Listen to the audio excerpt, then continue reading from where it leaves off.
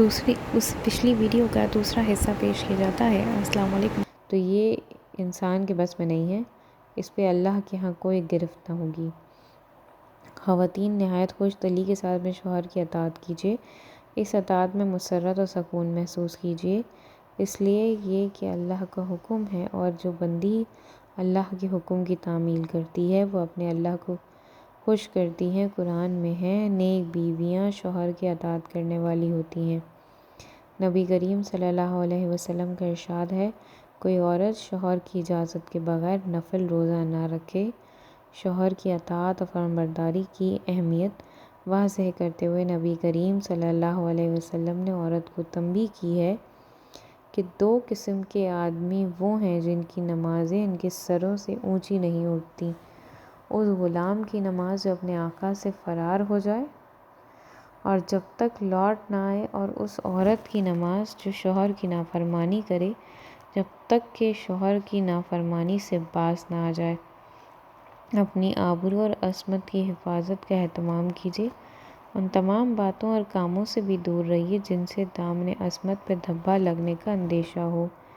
اللہ کی ہدایت کا تقاضا بھی یہی ہے، اور ازواجی زندگی کو خوشگوار بنائے رکھنے کے لیے بھی یہ انتہائی ضروری ہے۔ اس لیے اگر شوہر کے دل میں اس طرح کا کوئی شبہ پیدا ہو جائے تو عورت کی کوئی خدمت و اطاعت اور کوئی بھلائی شوہر کو اپنی طرف مائل نہیں کر سکتی۔ اس معاملے میں معمولی سی کوتاہی سے بھی شوہر کے دل میں شیطان شبہ ڈالنے میں کامیاب ہو جاتا ہے، لہٰذا انسانی کمزوری کو نگاہ میں رکھتے ہوئے انتہائی احتیاط کیجیے۔ نبی کریم صلی اللہ علیہ وسلم کا ارشاد ہے، عورت جب پانچوں وقت کی نماز پڑھے، اپنی آبرو کی حفاظت کرے، اپنے شوہر کی فرما بردار رہے تو وہ جنت میں جس دروازے سے چاہے داخل ہو جائے۔ شوہر کی اجازت اور مرضی کے بغیر باہر نہ جائیے، نہ ایسے گھروں میں جائیے جہاں شوہر آپ کا جانا پسند نہ کریں، اور نہ ایسے لوگوں میں اپنے گھر میں آنے کی اجازت دی جن کا آنا شوہر کو ناگوار ہو۔ حضرت معاذ بن جبل کہتے ہیں، نبی کریم صلی اللہ علیہ وسلم کا ارشاد فرمایا، اللہ پہ ایمان رکھنے والی عورت کے لیے یہ جائز نہیں کہ وہ اپنے شوہر کے گھر میں کسی ایسے شخص کو آنے کی اجازت دے جس کا آنا شوہر کو ناگوار ہو، اور وہ گھر سے ایسی صورت میں نکلے کہ جب اس کا نکلنا شوہر کو ناگوار ہو، اور عورت شوہر کے معاملے میں کسی دوسرے کا کہنا نہ مانے، یعنی شوہر کے معاملے میں شوہر کی مرضی، اشارہ چشم و آبرو ہی پر عمل کیجیے، اور اس کے خلاف ہرگز دوسروں کو مشورے کو نہ اپنائیے۔ ہمیشہ اپنے قول و عمل، انداز و اطوار سے شوہر کو خوش رکھنے کی کوشش کیجیے۔ کامیاب ازواجی زندگی کا راز بھی یہی ہے، اور اللہ کی رضا اور جنت کے حصول کا راستہ بھی یہی ہے۔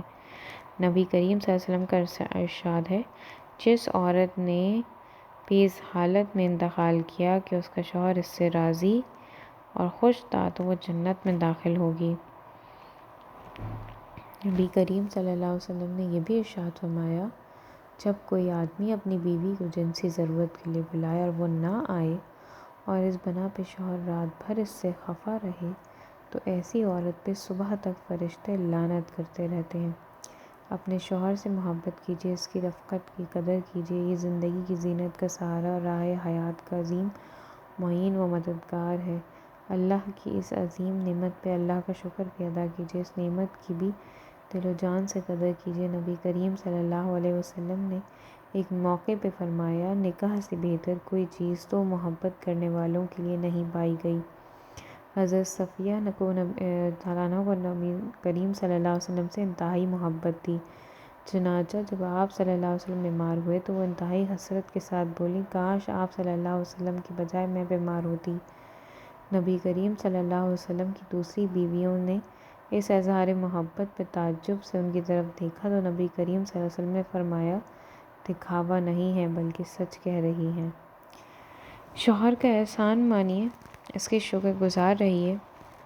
اس کا سب سے بڑا محسن آپ کا شوہر ہی تو ہے، جو ہر طرح آپ کو خوش کرنے میں لگا رہتا ہے، اور آپ کی ہر ضرورت کو پورا کرتا ہے، اور آپ کو ہر طرح کا آرام پہنچا کر آرام محسوس کرتا ہے۔